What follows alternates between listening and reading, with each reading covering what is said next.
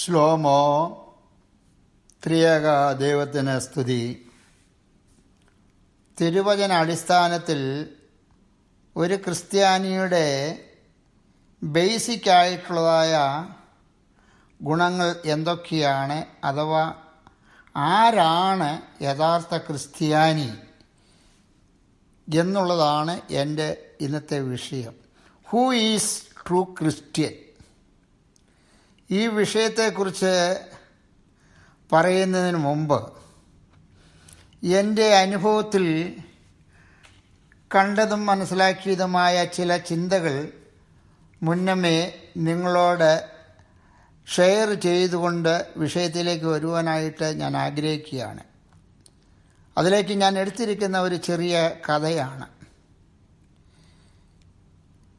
ഒരു വിറക് വെട്ടുകാരൻ കാട്ടിൽ പോയി വിറകിനു വേണ്ടി മരം മുറിക്കുന്ന അവസരത്തിൽ അയാളുടെ കോടാലി രണ്ടായി കഷ്ണിച്ചു പോയി. അതിൽ അതീവ ദുഃഖിതനായി തീർന്ന അയാൾ കാട്ടിനുള്ളിൽ നിന്നും മടങ്ങി വരുമ്പോൾ ഒരു വൃക്ഷത്തിൻ്റെ ചുവട്ടിൽ ഒരു വൃദ്ധനായ മനുഷ്യൻ, കാഴ്ചയിൽ മുടിയും താടിയും നീട്ടി മെലിഞ്ഞ ശരീരത്തോടു കൂടിയ ഒരാൾ കണ്ടു. ആ വൃദ്ധൻ മരം വെട്ടുകാരനോട് ചോദിച്ചു, എന്താണ് നിങ്ങൾ വളരെ വിഷാദമായിരിക്കുന്നത്? അപ്പോൾ തൻ്റെ കയ്യിലിരിക്കുന്ന മുറിഞ്ഞുപോയ കോടാലിയുടെ 2 കഷണങ്ങൾ കാണിച്ചുകൊണ്ട് പറഞ്ഞു, എൻ്റെ കോടാലി മുറിഞ്ഞുപോയി, ഇനി പുതിയൊരു കോടാലി വാങ്ങാനുള്ള പണം കയ്യിലില്ല. മരം മുറിച്ച് വിറകാക്കി പട്ടണത്തിൽ കൊണ്ടുപോയി കൊടുത്താണ് കുടുംബത്തെ സംരക്ഷിച്ച് പോരുന്നത്. ഇനി എന്ത് ചെയ്യണമെന്ന് എനിക്കറിഞ്ഞുകൂടാ. അപ്പോൾ ആ വൃദ്ധൻ പറഞ്ഞു, കാട്ടിനുള്ളിൽ ഇന്ന സ്ഥലത്ത് കുറേ ഇരുമ്പുകൾ കഷണങ്ങൾ കിടപ്പുണ്ട്. നിങ്ങളുടെ ആവശ്യത്തിന് എടുത്തുകൊണ്ടുപോയി വിറ്റ് പണം ഉണ്ടാക്കിക്കൊള്ളുക. ആ വിറകുവെട്ടുകാരൻ വളരെ സന്തോഷത്തോടെ ചെന്ന് നോക്കിയപ്പോൾ ധാരാളം ഇരുമ്പിൻ്റെ കഷണങ്ങൾ അവിടെ കിടക്കുകയാണ്. അയാൾ ആവശ്യത്തിന് ദിവസവും ആഴ്ചതോറും വന്ന് ഈ ഇരുമ്പ് കൊണ്ടുപോയി ചന്തയിൽ കൊണ്ടുപോയി വിറ്റ് പൈസ ഉണ്ടാക്കുക. ഇങ്ങനെ അദ്ദേഹം ധാരാളം പൈസ ഈ ഇരുമ്പ് ബിസിനസ്സിൽ കൂടി ഉണ്ടാക്കി.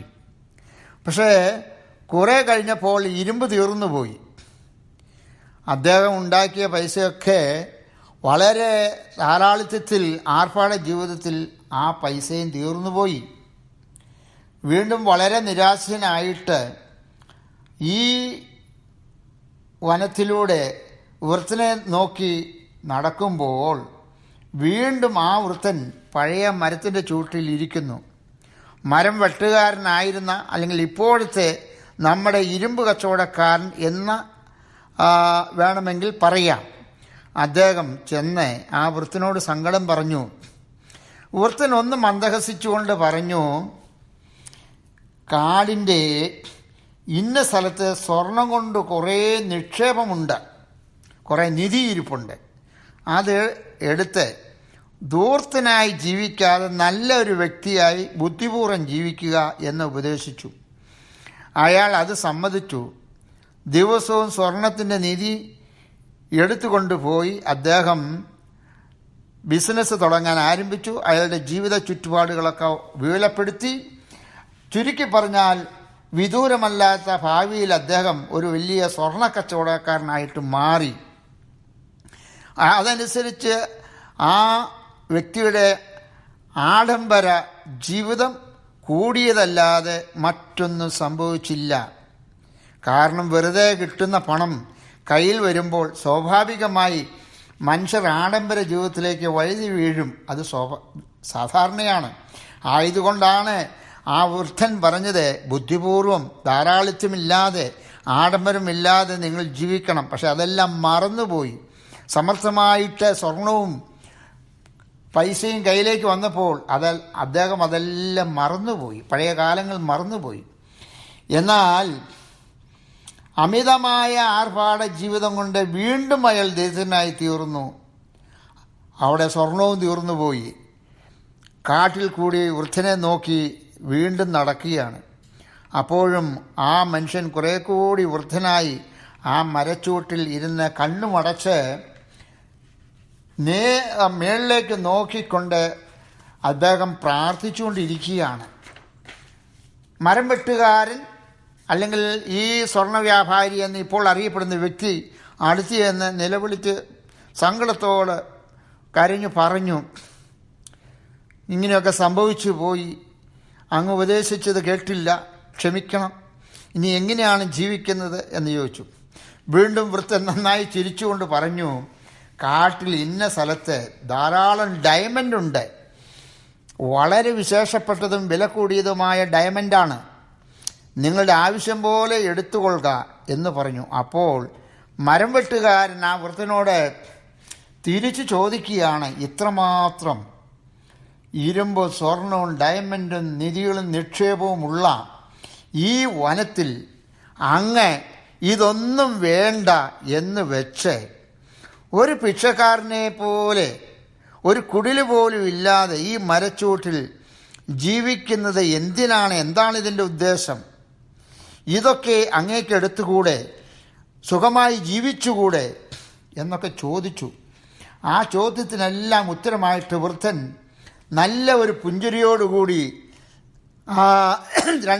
തൻ്റെ രണ്ട് കൈകളും മലർത്തി സ്വർഗത്തേക്ക് നോക്കിക്കൊണ്ട് അദ്ദേഹം പറയുകയാണ്, ഇതിനേക്കാൾ എല്ലാം ശ്രേഷ്ഠമായതും വിലയേറിയതുമായ സമ്പത്ത് എനിക്ക് കിട്ടിക്കഴിഞ്ഞു.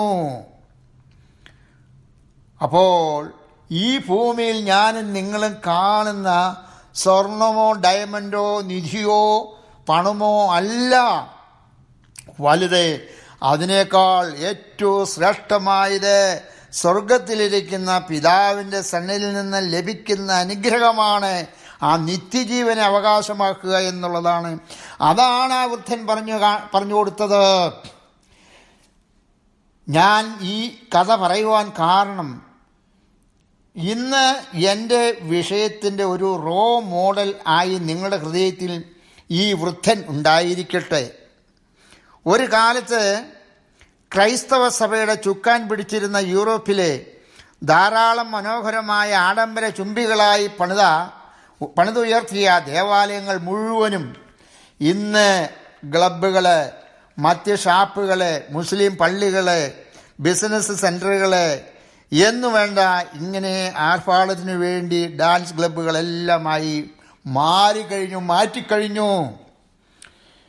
യൂറോപ്പിലുള്ള എല്ലാ രാജ്യങ്ങളിലും ബലഹീനനായി ഞാൻ പല പ്രാവശ്യം പോയിട്ടുണ്ട്, സന്ദർശിച്ചിട്ടുണ്ട്, കണ്ണുകൊണ്ട് കണ്ടിട്ടുണ്ട്. ആയതുകൊണ്ടാണ് ഈ കാര്യങ്ങൾ വളരെ ശക്തമായിട്ട് ഞാൻ നിങ്ങളോട് പറയുന്നത്. എൻ്റെ കണ്ണുകൊണ്ട് നേരിട്ട് മനസ്സിലാക്കിയിട്ടുള്ള സത്യാവസ്ഥയാണ് ഞാൻ പറയുന്നത്. ഞായറാഴ്ച ആരാധനകൾ നിന്നുപോയി, ജനം പള്ളിയെ ഉപേക്ഷിച്ചു, ആരാധന ഉപേക്ഷിച്ചു. ഒരുപക്ഷെ പലർ വഴിയും ഓൺലൈനിൽ കൂടിയും ഇതൊക്കെ നിങ്ങൾ അറിഞ്ഞിട്ടുണ്ടാവും. ഇന്ന് ഒരു കാലത്ത് ക്രിസ്ത്യ രാജ്യമായിരുന്ന, ക്രിസ്ത്യാനികളുടെ ഏറ്റവും വലിയ ആഢ്യത്വം വഹിച്ചിരുന്ന യൂറോപ്യൻ രാജ്യങ്ങൾ ക്രിസ്ത്യാനികളില്ലാത്ത ക്രിസ്ത്യൻ രാജ്യമായി മാറിപ്പോയി. ഇതിൻ്റെ കാരണം ആത്മീക പരിജ്ഞാനം നഷ്ടപ്പെട്ട സഭാ നേതൃത്വത്തിൻ്റെ അമിതമായ അഹങ്കാരവും ആഡംബരമായ ജീവിതശൈലിയുമായിരുന്നു. ത്യാഗമില്ലാത്ത ആരാധന എവിടെയും ദുർബലമാണ്.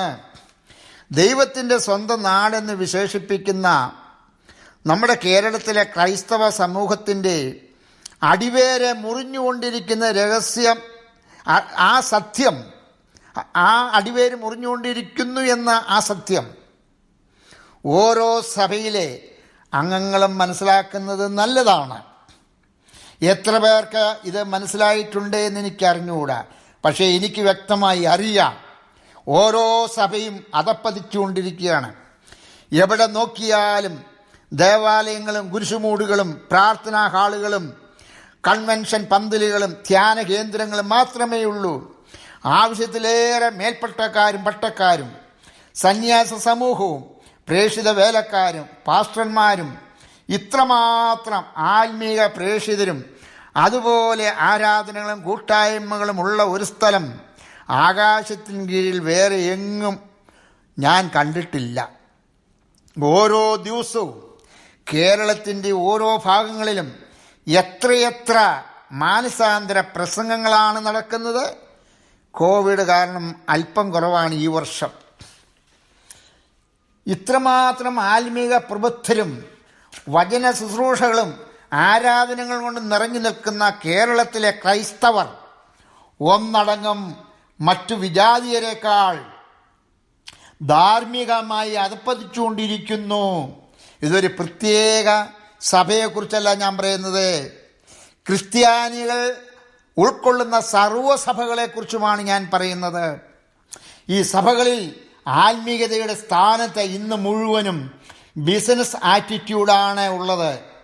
പണ്ട് മഹാത്മാഗാന്ധി പറഞ്ഞിരുന്നു, ത്യാഗമില്ലാത്ത ആരാധന സാമൂഹ്യ ഭാവമാണ് എന്ന്. ഓരോ സഭകളിലും യേശുക്രിസ്തുവിൻ്റെ നാമത്തിൽ ആത്മീക ചൂഷണം ആണ് നടക്കുന്നത്. ഓരോ സഭക്കാരും മത്സരിച്ച് ആത്മീക പ്രബോധനങ്ങൾ കൊടുക്കുമ്പോൾ കേരളത്തിലെ ക്രൈസ്തവരുടെ ഇടയിൽ ഓരോ ദിവസവും ഓരോ മാസവും ഓരോ വർഷവും നടക്കുന്ന മാര്യേജ് ഡൈവോഴ്സിൻ്റെ കണക്ക് എത്രയാണെന്ന് നിങ്ങൾക്കറിയാമോ? കേരളത്തിൽ എൻ്റെ അറിവനുസരിച്ച് 2010 വരെ 16 കുടുംബ കോടതികളാണുള്ളത്, ഫാമിലി കോർട്ട്സ്. അതിൽ തിരുവനന്തപുരം കുടുംബ കോടതിയിൽ തീരാത്ത കേസുകൾ തന്നെ ഈ കഴിഞ്ഞ വർഷത്തെ കണക്കനുസരിച്ച് 3633 കേസുകളുണ്ട്. ഇത് മുഴുവൻ ക്രൈസ്തവരുടെ ഓരോ ക്രൈസ്തവ സഭകളിൽ നിന്നുള്ള കേസുകളാണ്, മറ്റ് ജാതികളിൽ നിന്നുള്ളതല്ല. ഞാനീ പറയുന്ന മുഴുവൻ ക്രൈസ്തവ സമൂഹത്തെ ബാധിക്കുന്ന കാര്യങ്ങളാണ് പറയുന്നത്. ഒരു മാസം ഏതാണ്ട് 140 ഡൈവോഴ്സ് കേസുകൾ ക്രൈസ്തവ കുടുംബങ്ങളിൽ നിന്നും വരുന്നു. എവിടെ? ഈ ട്രിവാൻഡ്രം ഫാമിലി കോർട്ടിൽ വരുന്നതാണ്. മറ്റു 15 കോർട്ടിൽ ഞാൻ പെടുത്തിയിട്ടില്ല.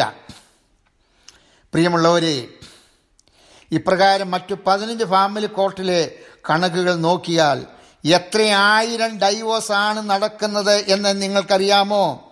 ഇത് ക്രിസ്തീയ കുടുംബത്തിൻ്റെ അടിത്തറ ഇളക്കിയിരിക്കുന്നു. ഈ കുടുംബങ്ങൾ വലിയ നിലയിൽ കഴിയുന്നവരും ഇവരുടെ ഭവനങ്ങളിൽ മെത്രാച്ചന്മാരും അച്ഛന്മാരും പാസ്റ്റർമാരും എന്നു ഉണ്ട്. മാത്രമല്ല, അവരൊക്കെ എന്ന് പറയണം, ഇതുകൂടാതെ തന്നെ വ്യഭിചാര കുറ്റത്തിന് കേസ് ചാർജ് ചെയ്ത കണക്ക് കേരളത്തിലെ എല്ലാ ജില്ലകളിലും കൂടി 1,65,000 1,65,000 കേസ് ചാർജ് ചെയ്യാതെ കൈക്കൂലി വഴി രക്ഷപ്പെട്ടവർ എത്രയെന്ന് നിങ്ങൾക്ക് അനുമാനിക്കാവുന്നതാണ്.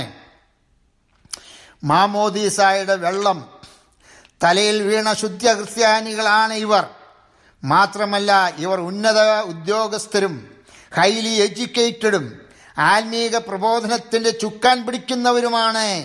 പാവപ്പെട്ടവരോ എഴുത്തും വായന അറിയാത്തവരൊന്നുമല്ല. നമ്മുടെ മുമ്പിൽ മഹാമാന്യന്മാരും മഹതികളും പരിശുദ്ധന്മാരുമായി ആക്ട് ചെയ്യുന്ന വ്യക്തികളാണ് ഇതിലുള്ളത്. കേരളത്തിലെ മാഫിയ ഗ്രൂപ്പിൻ്റെ നേതാക്കന്മാർ എന്ന് പറയുന്നത് ബാറ്, ക്ലബ്ബ്, കൊലയും കൊലപാതകവും നടത്തുന്നവരും മദ്യവ്യാപാരികൾ, ഇതിൽ ഏറ്റവും കൂടുതൽ ബിസിനസ് ഹോൾഡ് ചെയ്യുന്ന മുതലാളികൾ അസൽ മർത്തോമാ ശ്ലീഹായുടെ പാരമ്പര്യത്തെ പൊക്കിപ്പിടിച്ചിരിക്കുന്നവരാണ്. കഴിഞ്ഞ 4 വർഷത്തെ കണക്ക് നോക്കിയാൽ ഏറ്റവും കൂടുതൽ മദ്യത്തിൻ്റെ ബിസിനസ് നടന്നുകൊണ്ടിരിക്കുന്നതും കോട്ടയം ജില്ലയിലാണ്. ഏറ്റവും കൂടുതൽ ക്രൈസ്തവ സഭാ സമൂഹം വാണളിരുന്നതും കോട്ടയത്ത് തന്നെയാണ്. കോട്ടയത്തില്ലാത്ത ക്രൈസ്തവ സമൂഹം ഇല്ല എങ്ങും. അമേരിക്കയിലുമില്ല, യൂറോപ്പിലുമില്ല. എത്രയെത്ര സമൂഹമുണ്ടെന്ന് തന്നെ കേരളത്തിലുള്ളവർക്ക് തന്നെ അറിഞ്ഞുകൂടാ. അത്രമാത്രം ക്രൈസ്തവ സമൂഹമുള്ള ഒരു സ്ഥലമാണ് കോട്ടയം എന്ന് പറയുന്നത്. മാത്രമല്ല, കേരളത്തിൻ്റെ ആഥൻസ് എന്ന് വിളിക്കുന്ന സംസ്കാരത്തിൻ്റെ കളിത്തൊട്ടിലായി അറിയപ്പെടുന്ന കോട്ടയം ജില്ല ഇന്ന് ആത്മീക അധപ്പതനത്തിൻ്റെ മർമ്മം മഹദീയം ബാബിലോൺ എന്നറിയപ്പെടുന്ന സാമ്രാജ്യമായി മാറിയിരിക്കുന്നു. അത്യാത്മിക ശ്രേണിയുടെ പൊൻതൂവൽ ചാർത്തിയിരിക്കുന്ന മർത്തോമാ സഭയിലെ ഏറ്റവും പ്രായമുള്ള സീനിയർ തിരുമേനിയായ പരിശുദ്ധ ക്രിസോസ്റ്റം തിരുമേനി 35 വർഷങ്ങൾക്ക് മുമ്പ് നടത്തിയ ഒരു പ്രസംഗത്തിലെ ഒരു ഫലിതം ഞാൻ ചൂടെ ചേർക്കുകയാണ്. അദ്ദേഹത്തിൻ്റെ പല പ്രസംഗങ്ങൾ ബലഹീനായി എനിക്ക് കേൾക്കാൻ സാധിച്ചിട്ടുണ്ട്. എന്താണെന്ന് വെച്ചാൽ, പരിശുദ്ധ തിരുമേനി പറഞ്ഞ പ്രസംഗം എന്താണെന്ന് വെച്ചാൽ, പുതുപ്പള്ളിയിൽ ഒരു ചെറിയ മർത്തോമാ പള്ളിയിൽ പോകുന്നതിന് വേണ്ടി തിരുമേനി പുതുപ്പള്ളി കവലയിൽ വന്നു. നേരം വൈകി തിരുമേനിക്കും തിരുമേനിയുടെ ഡ്രൈവർക്കും പള്ളിയിലേക്ക് പോകേണ്ട വഴി നല്ല നിശ്ചയമില്ലാത്തതിനാൽ കവലയിൽ ചുറ്റിക്കറങ്ങി നടക്കുന്ന പലരോടും പള്ളിയിലേക്ക് ഉള്ള വഴി ചോദിച്ചു. ആർക്കും വഴി അറിഞ്ഞുകൂടാ. എന്നാൽ കണ്ടാൽ തരക്കേടില്ലാത്ത കൊള്ളാവുന്ന വീട്ടിലെ ഒരു ചെറുപ്പക്കാരനെന്ന് തോന്നിക്കുന്ന ഒരാളെ കണ്ടപ്പോൾ തിരുമേനി ഡ്രൈവറോട് പറഞ്ഞു, നീ പോയി അവനെ പോയി ഒന്ന് പിടിച്ചേ, അവന് മിക്കവാറും ഒക്കെ അറിയായിരിക്കും. ഡ്രൈവറെ തിരുമേനിയുടെ നിർദ്ദേശപ്രകാരം ഈ മാന്യനോട് പോയി പള്ളിയിലേക്കുള്ള വഴി ചോദിച്ചു. അപ്പം അദ്ദേഹം പറയാണ്, പ്രിയ സഹോദര, ഞാൻ എൻ്റെ വീട്ടിലേക്ക് പോകാനുള്ള വഴി നോക്കുകയാണ്. അപ്പോൾ ഞാൻ വന്നപ്പോൾ കിഴക്കേ റോഡിൽ നിന്നാണ് ഞാൻ ഈ പുതുപ്പള്ളി കവലയിലേക്ക് വന്നത്. ഇപ്പോൾ കിഴക്കോട്ട് പോകുന്ന വഴി ഞാൻ കാണുന്നില്ല, അത് തപ്പി ഞാനിവിടെ നടക്കുകയാണ്. പിന്നെ ഞാൻ എങ്ങനെ പള്ളിയിലേക്കുള്ള വഴിക്ക് പോരുമെന്ന്. അപ്പോൾ തിരുമേനിയോട് വന്ന് ഡ്രൈവർ പറഞ്ഞു, തിരുമേനി ക്ഷമിക്കണം, ആ മനുഷ്യന് ഒരു വഴിയും നിശ്ചയമില്ല എന്ന്. അപ്പോൾ തിരുമേനി പറയുന്നതാണ്, എന്താണ് ഈ പ്രസംഗത്തിൽ പറഞ്ഞ കാര്യം ഇതാണ്: സന്ധ്യ കഴിഞ്ഞാൽ പുതുപ്പള്ളിക്കാർക്ക് സ്വന്തം വീട്ടിലേക്ക് പോകാനുള്ള വഴി അറിയില്ല. ഇതൊരു സത്യമാണ്. ഇന്ന് പുതുപ്പള്ളി കവലയെന്നല്ല, ക്രിസ്ത്യ സമൂഹങ്ങൾ താമസിക്കുന്ന ഒരു കവലയിലും ചെന്നാൽ ആർക്കും നിശ്ചയമില്ല അവർക്ക് എങ്ങോട്ടാ പോകേണ്ടത്, എവിടെ നിന്ന് വന്നു എന്ന്. സോതോമിലും ഗോമോറായിലും ഉണ്ടായ അതേ അനുഭവം തന്നെയാണ് ഇന്ന് ക്രൈസ്തവ സമൂഹത്തിലുള്ള പട്ടണങ്ങളിൽ മുഴുവനും നടക്കുന്നത്.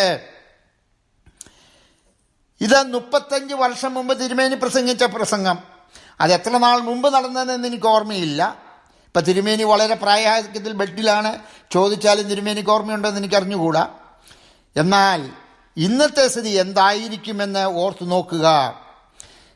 എന്നോട് ക്ഷമിക്കണം ആരെങ്കിലും പുതുപ്പള്ളിക്കാരുണ്ടെങ്കിൽ. ഇത് ക്രിസോസ്റ്റം തിരുമേനി അന്യനായ ഇന്ന് ലോകം മുഴുവനും അംഗീകരിക്കുന്ന ഒരു വിശുദ്ധനായ ഒരു വ്യക്തിയാണ് പരിശുദ്ധനായ ക്രിസോസ്റ്റം തിരുമേനി. തിരുമേനി പറഞ്ഞ ഭാഗം ഞാനിവിടെ ചേർത്തു എന്ന് മാത്രമേ ഉള്ളൂ. ഈ കാലയളവിൽ ക്രൈസ്തവ സമൂഹം തിങ്ങിപ്പാർക്കുന്ന സ്ഥലങ്ങളിലെ അവസ്ഥ ഇതിൽ നിന്നും ഒട്ടും വ്യത്യസ്തമല്ല എന്ന് ഞാൻ പറഞ്ഞുവല്ലോ. ക്രൈസ്തവ സമൂഹത്തിൽ ഉണ്ടായിരുന്ന ആത്മീക പരിജ്ഞാനം നഷ്ടപ്പെട്ടു പോയി. കേരളം വിദൂരമല്ലാത്ത ഭാവിയിൽ ഒരു യൂറോപ്പ് ആയി മാറും. യാതൊരു മാറ്റവുമില്ല. ഇത് സംഭവിക്കും. എല്ലാ സഭകളിലെയും നേതൃത്വ സ്ഥാനികളും നിയന്ത്രണ പരിപാലകരും യേശുക്രിസ്തുവിനെ മാറ്റി നിർത്തിക്കൊണ്ട് മുന്നോട്ട് പോകുന്ന ഈ രീതി തുടർന്നാൽ യേശു മശിഹായെ കൂടാതെ കടലിൽ വലയിറക്കിയ ശിഷ്യന്മാരുടെ അനുഭവം ഉണ്ടാകും. എന്ന് വച്ചാൽ നിങ്ങളുടെ വലയിൽ ഒരു പൂഞ്ഞാൻ പൊടിച്ച് മീൻ പോലും കാണുന്നില്ല. ഇന്ന് ഓരോ സഭയിലും ക്രിസ്തു അല്ല, കർത്താവായ യേശു ക്രിസ്തുവിനേക്കാൾ വലിയ വലിയ ദൈവങ്ങളാണുള്ളത്. നിങ്ങൾ എത്ര വല വീശിയാലും ഒരു പൂഞ്ഞാൻ മീൻ പോലും നിങ്ങളുടെ വലയിൽ കിട്ടില്ല. കാരണം കർത്താവായ യേശു ക്രിസ്തു നിങ്ങളുടെ കൂടെ ഇല്ല. എൻ്റെ വിഷയത്തിലേക്ക് തിരിച്ചു വരികയാണ്. ഒരു ക്രിസ്ത്യാനി ആകുന്നതിൻ്റെ അടിസ്ഥാനം എന്നത് വിശുദ്ധ യോഹന്നാൻ ശ്ലീഹായുടെ 3-ാം അധ്യായം 5 പറയുന്നത്, ആമേൻ ആമേൻ ഞാൻ നിന്നോട് പറയുന്നു, വെള്ളത്താലും ആത്മാവിനാലും ജനിച്ചില്ല എങ്കിൽ ദൈവരാജ്യത്തിൽ കടപ്പാൻ ആർക്കും കഴിയില്ല. ക്രിസ്തുവിൻ്റെ ഭവനത്തിൽ ജനിക്കുന്നതാണ് മാമോദീസ. ഒരു വ്യക്തിക്ക് 2 ജനനമുണ്ട്. ഒന്നാമത്തെ ജനനം അമ്മയുടെ ഉദരത്തിൽ നിന്ന് പുറത്തു വരുന്ന ജനനം. രണ്ടാമത്തെ ജനനം കർത്താവിൻ്റെ സഭയിൽ ജനിക്കണം. അതിനെയാണ് വീണ്ടും ജനനം അഥവാ മാമോദീസ എന്ന് പറയുന്നത്. മാമോദീസായിൽ കൂടി ഓരോ വ്യക്തികളും ക്രിസ്തുവിൽ ആയിത്തീരുന്നു. 2 കൊരിന്ത്യർ 5:17 പറയുന്നു, ഒരുവൻ ക്രിസ്തുവിലായാൽ അവൻ പുതിയ സൃഷ്ടിയാകുന്നു. സ്നാനത്തിലൂടെ നമ്മൾ പുതിയ സൃഷ്ടിയായി തീരുന്നു. ഇപ്രകാരം പുതിയ സൃഷ്ടിയായി തീരുന്ന വ്യക്തിയുടെ രണ്ടാമത്തെ സ്റ്റെപ്പ് എന്നത് ആത്മാവിലുള്ള വളർച്ചയാണ്. 1 വിശുദ്ധ സഭയിൽ പരിശുദ്ധാത്മാവിൽ ജനിക്കുന്നു, 2 പരിശുദ്ധാത്മാവിൽ വളരണം. 2 പത്രോസ് 3:18 ഇപ്രകാരം പറയുന്നു, അധർമ്മികളുടെ വഞ്ചനയിൽ കുടുങ്ങി സ്വന്തം സ്ഥിരത വിട്ട് വീണു പോകാതിരിപ്പാൻ സൂക്ഷിച്ചുകൊള്ളുവീൻ. കൃപയിലും നമ്മുടെ കർത്താവും രക്ഷിതാവുമായ യേശുക്രിസ്തുവിൻ്റെ പരിജ്ഞാനത്തിൽ വളരുവീൻ. ഇന്ന് അനേകർ വീണ്ടും ജനിച്ചു കഴിഞ്ഞിട്ട് അഥവാ മാമോസായി ഏറ്റവർ ക്രിസ്തുവിനും ക്രിസ്ത്യ സഭയ്ക്കും നാണക്കേട് വരുത്തി വയ്ക്കുന്നു. യേശുക്രിസ്തുവിൻ്റെ കൂടെ നിന്ന യൂദാസിനെ പോലെ ഈ ലോകത്തിൻ്റെ പ്രതാപത്തിൽ അനേകർ വീണുപോകുന്നു. മൂന്നാമത്തെ സ്റ്റേജ് എന്ന് പറയുന്നത് ആത്മാവിൽ വളരുന്ന വ്യക്തി ആത്മീക ആഹാരത്തിൽ ജീവിക്കണം. ശരീരത്തിൻ്റെ നിലനിൽപ്പിന് വളർച്ചയ്ക്ക് പോഷകരമായ ആഹാരം കഴിക്കുന്നത് പോലെ ആത്മാവിൻ്റെ വളർച്ചയ്ക്ക് ആത്മീക ആഹാരം കൂടിയേ മതിയാകുകയുള്ളൂ. വിശുദ്ധ യോഹന്നാൻ 6:56 എൻ്റെ മാംസം തിന്നുകയും എൻ്റെ രക്തം കുടിക്കുകയും ചെയ്യുന്നവൻ എന്നിലും ഞാൻ അവലും വസിക്കുന്നു. നിങ്ങൾ മനുഷ്യപുത്രൻ്റെ മാംസം തിന്നാതെ അവൻ്റെ രക്തം കുടിക്കാതെയും ഇരുന്നാൽ നിങ്ങൾക്ക് ഉള്ളിൽ ജീവനില്ല. കർത്താവിൻ്റെ തിരുശരീര രക്തങ്ങൾ അനുഭവിക്കുമ്പോഴാണ് ഹൃദയത്തിൻ്റെ കണ്ണുകൾ തുറക്കപ്പെടുന്നത്. കർത്താവായ യേശു ക്രിസ്തു ഉയർത്തെഴുന്നേറ്റ ദിവസം അതിരാവിലെ എമ്മോസിലേക്ക് പോയ ക്ലെയോപ്പാവിൻ്റെ ഭവനത്തിൽ പ്രവേശിച്ചു. അപ്പമെടുത്ത് വാഴ്ത്തി നുറുക്കി അവർക്ക് കൊടുത്തപ്പോൾ ഉടനെ തന്നെ അവരുടെ കണ്ണു തുറന്നു. അപ്പോസ്തലൻ അപ്പോൾ അവരുടെ കൂടെ നടന്നതും അവരുടെ ഭവനത്തിൽ പ്രവേശിച്ചതും യേശു ക്രിസ്തു എന്ന് അവർ തിരിച്ചറിഞ്ഞു. വിശുദ്ധ ലൂക്കോസ് 24:32 പറയുന്നു, പ്രിയമുള്ളവരെ, വിശുദ്ധ കുർബാന അനുഭവത്തിൽ കൂടിയാണ് നമ്മുടെ ഹൃദയ കണ്ണുകൾ പ്രകാശിക്കുന്നത്, ഹൃദയത്തിൻ്റെ കണ്ണുകൾ തുറക്കപ്പെടുന്നത്. ആരാണ് ദൈവം, ആരാണ് പിശാചെന്ന് തിരിച്ചറിയുവാൻ ഉള്ള ആ കാഴ്ച നമുക്ക് കിട്ടുന്നത് വിശുദ്ധ കുർബാന അനുഭവത്തിൽ കൂടിയാണ്. കുർബാന എന്ന് പറയുന്നത് കർത്താവായ യേശു ക്രിസ്തു നമ്മൾ വസിക്കുന്ന അതിനെയാണ് വിശുദ്ധ കുർബാന അനുഭവം എന്ന് പറഞ്ഞാൽ കർത്താവിനെയാണ് നമ്മൾ അനുഭവിക്കുന്നത്. ആത്മാവിൽ ദൈവത്തെയും ദൈവത്തിൻ്റെ രഹസ്യങ്ങളെയും തിരിച്ചറിയുന്നത് വിശുദ്ധ കുർബാന അനുഭവത്തിൽ കൂടിയാണ്.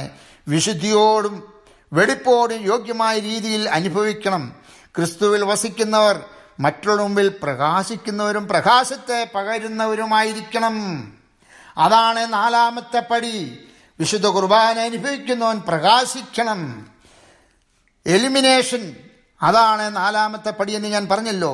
വിശുദ്ധ മത്തായി 5:16 അങ്ങനെ തന്നെ മനുഷ്യർ നിങ്ങളുടെ നല്ല പ്രവൃത്തികളെ കണ്ട് സ്വർഗസ്ഥനായ നിങ്ങളുടെ പിതാവിനെ മഹത്വപ്പെടുത്തേണ്ടതിന് നിങ്ങളുടെ വെളിച്ചം അവരുടെ മുമ്പിൽ പ്രകാശിക്കട്ടെ.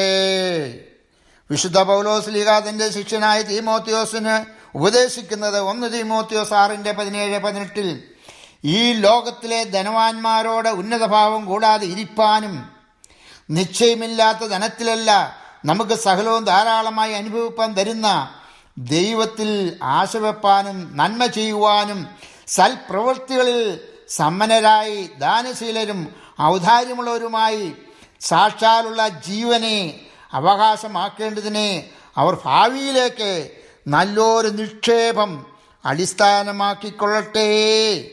വീണ്ടും റോമാലേഖനത്തിൽ 12-1 അപ്പോസ്തലനായ പൗലോസ് ഉപദേശിക്കുന്നതാണ്, നിങ്ങൾ ബുദ്ധിയുള്ള ആരാധനയായി നിങ്ങളുടെ ശരീരങ്ങളെ ദൈവത്തിന് പ്രസാദമുള്ള യാഗമായി അർപ്പിപ്പീൻ. വിശുദ്ധ കുർബാനയിൽ കർത്താവിൻ്റെ തിരുശരീരം അനേകർക്ക് വേണ്ടി മുറിക്കപ്പെടുന്നത് പോലെ ആ തിരുശരീരം അനുഭവിക്കുന്ന വ്യക്തിയുടെ ജീവിതം മറ്റുള്ളവർക്ക് പ്രയോജനപ്പെടണം. അതായത് നാം വെളിച്ചമുള്ളവരായി തീർന്നെങ്കിൽ മാത്രമേ നമുക്ക് വെളിച്ചത്തെ കൊടുക്കാൻ സാധിക്കുകയുള്ളൂ. നമ്മൾ മുറിക്കപ്പെട്ടെങ്കിൽ മാത്രമേ നമ്മുടെ ജീവിതം മറ്റുള്ളവർക്ക് പ്രയോജനപ്പെടുകയുള്ളൂ. അങ്ങനെ പ്രകാശത്തെ കൊടുക്കാതിരുന്നാലും നമ്മുടെ ജീവിതത്തെ മുറിക്കപ്പെടാതെ ഇരുന്നാൽ ആ ആരാധനയ്ക്ക് ത്യാഗമില്ല. ആ വിശുദ്ധ കുർബാന അനുഭവത്തിൽ കൂടി യാതൊരു പ്രയോജനവുമില്ല. ഇപ്രകാരം നമ്മുടെ ജീവിതം മറ്റുള്ളവർക്ക് പ്രയോജനപ്പെടുന്നില്ല എങ്കിൽ നമ്മുടെ ആരാധന നിർജീവമാണ്. ഒരു ക്രിസ്ത്യാനി സുഖലോലുപനായി ജീവിക്കുമ്പോൾ അവൻ്റെ അയൽവാസി പട്ടിണി മൂലം ആത്മഹത്യ നടത്തിയാൽ ആ ആത്മഹത്യയിൽ ക്രിസ്ത്യാനി സഹോദരന് പങ്കാളിത്തമുണ്ട്. പ്രിയമുള്ളവരെ, എന്ന് മനസ്സിലാക്കുക. നിന്റെ അയൽവാസി ആത്മഹത്യ നടത്തിയെങ്കിൽ, വിഷം കുടിച്ച് മരിച്ചുവെങ്കിൽ, പട്ടിണി കൊണ്ട്, പൈതാകം കൊണ്ട്, കടം കൊണ്ട് മരിച്ചുവെങ്കിൽ, തൂങ്ങി ചത്തുവെങ്കിൽ നിനക്ക് കൈ കഴുകാൻ പറ്റുകയില്ല. അതിൻ്റെ ഉത്തരവാദിത്വം നിനക്കും കൂടിയുണ്ട് എന്ന് നീ അറിഞ്ഞിരിക്കണം. ധനവാന്റെയും ലാസറിൻ്റെയും ഉപമയിൽ കൂടി അത് കർത്താവ് പഠിപ്പിക്കുന്നുണ്ട്. കർത്താവ് കർത്താവ് ആഗ്രഹിക്കുന്നത് ഓരോ ക്രിസ്ത്യാനിയും നല്ല ശമരക്കാരനായിരിക്കണമെന്നാണ്. യെശയ്യാ പ്രവാചകൻ അരുൾ ചെയ്യുന്നത്, ഓരോ ക്രിസ്ത്യാനിയും എഴുന്നേറ്റ് പ്രകാശിക്കുക. യെശയ്യാ 60:1 നിങ്ങൾ ഉണർന്ന് പ്രകാശിക്കുക എന്നാണ് പറയുന്നത്. ക്രിസ്തുവിന് വേണ്ടി നാം മറ്റുള്ളവരുടെ മുമ്പിൽ പ്രകാശിക്കണം. ഇപ്രകാരം ക്രിസ്തുവിൽ വ്യക്തിമുദ്ര പതിപ്പിച്ച ഓരോ ക്രിസ്ത്യാനിയും മറ്റുള്ളവരിൽ നിന്ന് വ്യത്യസ്തമായ സ്നേഹത്തിൻ്റെ ഐഡൻറ്റിറ്റി അവർ കാത്തു സൂക്ഷിക്കും, അവർക്ക് ഉണ്ടായിരിക്കും. ഇങ്ങനെയുള്ള ദൈവമക്കളെയാണ് ലോകം ആദരിക്കുന്നതും സ്നേഹിക്കുന്നതും. പരിശുദ്ധനായ പരുമല കബറടങ്ങിയിരിക്കുന്ന ചാതുര്യ തിരുമേനി, മദർ തെരേസ, ഫാദർ ഡാമിയൻ, അനേകർക്ക് ഇന്നും വർഷങ്ങളായി അന്നദാനം നൽകിക്കൊണ്ടിരിക്കുന്ന നല്ല കോട്ടയക്കാരൻ എന്ന പേര് കേട്ട mister P U. Thomas, father Kurian Thomas എന്ന മർത്തോമയിലെ ഒരച്ഛൻ, ഇവരൊക്കെയാണ് ക്രിസ്ത്യാനികൾ എന്ന് അറിയപ്പെടുന്നത് ലോകത്ത് എന്നുള്ളത് നിങ്ങൾ മനസ്സിലാക്കിയിരിക്കണം. ആരംഭത്തിൽ ഞാൻ പറഞ്ഞ കഥയിലെ വൃദ്ധൻ ഈ ലോകത്തിലെ സ്വർണവും ഡയമണ്ടും ഇരുമ്പും കയ്യിൽ ഇരുന്നിട്ടും അതെല്ലാം മറ്റുള്ളവർക്ക് കൊടുത്തിട്ട് അതിനേക്കാൾ വലിയ ധനമായ നിത്യജീവനെ പ്രാപിപ്പാൻ വാഞ്ചിക്കുന്നതിന് വേണ്ടി ദൈവസന്നദ്ധയിൽ സമർപ്പിച്ചുകൊണ്ടിരുന്നതുപോലെ തന്നെ നാമും ദൈവത്തിനായി സമർപ്പിക്കണം. ഏകസത്യമായ നിന്നെയും നീ അയച്ചിരിക്കുന്ന യേശുക്രിസ്തുവിനെയും അറിയുന്നത് തന്നെ നിത്യജീവനാകുന്നു. വിശുദ്ധ യോഹന്നാൻ 17:3 നിത്യജീവന് അവകാശികളായി തീരുവാൻ നമ്മുടെ ആത്മശരീര മനസ്സുകളെ ദൈവസന്നിധിയിൽ അവിടുത്തെ ഇഷ്ടത്തിനായി സമർപ്പിച്ച് നല്ലൊരു ക്രിസ്ത്യാനിയായി ജീവിക്കാം എന്ന പ്രാർത്ഥനയോടെ കർത്താവിൽ സ്നേഹപൂർവം പുത്തൂർക്കുടിലിൽ അച്ഛൻ.